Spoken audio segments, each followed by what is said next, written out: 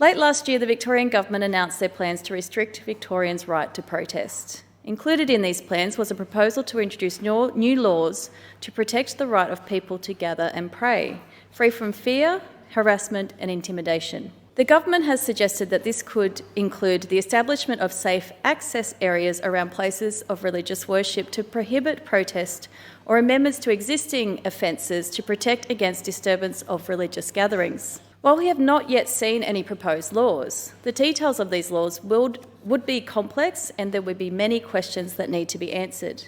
Until these questions are answered, we do have grave concerns. Take, for instance, victim survivors of institutional child abuse. These people were gravely harmed by institutions like the church, and it was only through decades of tireless advocacy, including protests at religious institutions, that their voices are now starting to be heard.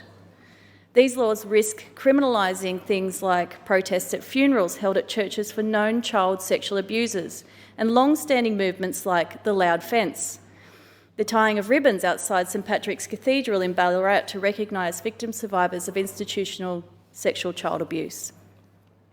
Banning protests outside of places of religious worship using safe access zones is government overreach.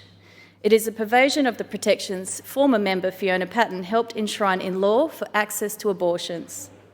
People visiting religious institutions are already protected by our laws that prohibit acts of violence and vilification. By banning protests around places of worship, we are in effect banning religious institutions from being held accountable for their wrongdoing. We are also simultaneously failing to do anything meaningful to prevent violence in the community.